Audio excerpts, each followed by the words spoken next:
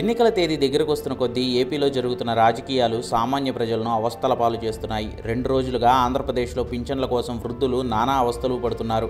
వాలంటీర్లను డబ్బు పంపిణీ కార్యక్రమాల నుంచి దూరం పెట్టాలని వచ్చిన ఈసీ ఆదేశాలతో నెల పింఛన్లు అందించే వాలంటీర్లు ఆ పనుల నుంచి తాత్కాలికంగా తప్పుకున్నారు. ఈసీ ఆదేశాల మేరకు గ్రామ వార్డు సచివాలయాల్లో పింఛన్లు అందిస్తారని చెప్పినా అక్కడికి వెళ్ళి తీసుకోలేని అవస్థలో చాలామంది వృద్ధులు ఇబ్బందులు పడుతూ కనిపిస్తున్న దృశ్యాలు కలిచివేస్తున్నాయి.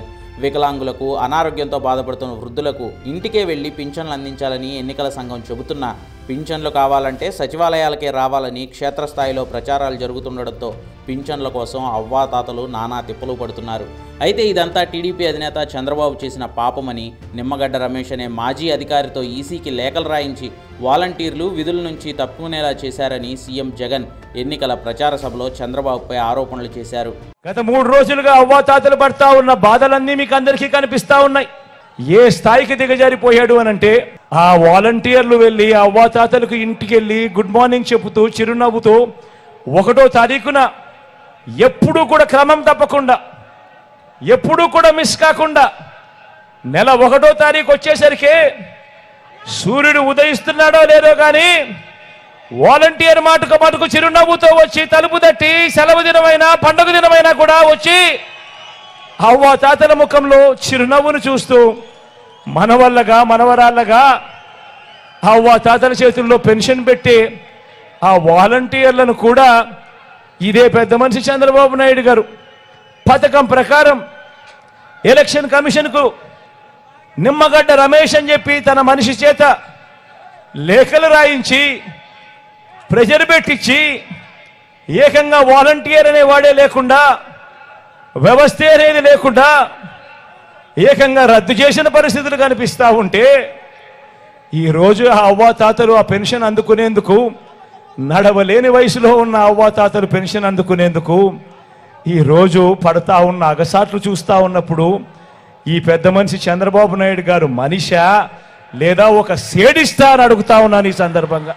వాలంటీర్లను టీడీపీనే తప్పించిందన్న జగన్ వ్యాఖ్యలపై టీడీపీ అధినేత చంద్రబాబు మండిపడ్డారు. వాలంటీర్లు లేకున్నా 1,00,000కు పైగా ఉన్న సచివాలయ ఉద్యోగులతో పింఛన్ల పంపిణీ ఇంటికే వెళ్లి చేయించొచ్చని, అసలు ఖజానాలో డబ్బులే లేకుండా చేసి వృద్ధులను సచివాలయాలకు తిప్పుతూ జగన్ ఎన్నికల డ్రామాలు ఆడుతున్నారని, తిరిగి ఆ నెపాన్ని టీడీపీపైనే నెట్టేస్తున్నారని చంద్రబాబు ప్రతి విమర్శలు చేశారు.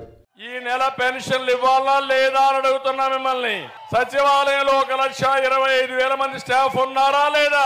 ఒక్కొక్క మనిషి 45 పింఛన్లు ఇస్తే 2 రోజుల్లో మొత్తం పింఛన్లు చౌనా కాదా? ఈ రోజు ఎన్నో తారీఖు? 3వ తారీఖు అయిపోయిందా లేదా? ఇచ్చాడా పింఛన్లు? సచివాలయం డబ్బులున్నాయా? సచివాలయాలు బుద్ధి సిగ్గు లేకపోతే 28 నువ్వు ఒక జీవో ఇచ్చావు. ఈ నెల మేము 3వ తారీఖు పింఛన్లు ఇస్తారని చెప్పావు. అంటే ముందుగా ప్రణాళిక తయారు చేసుకున్నావు.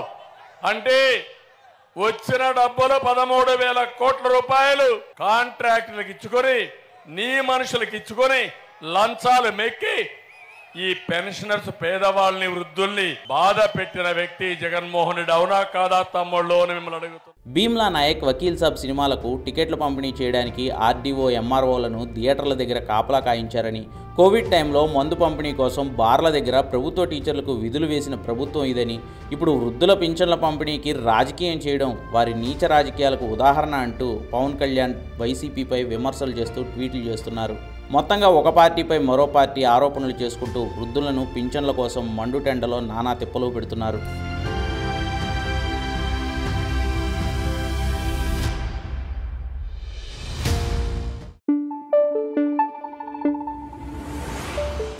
Thank you.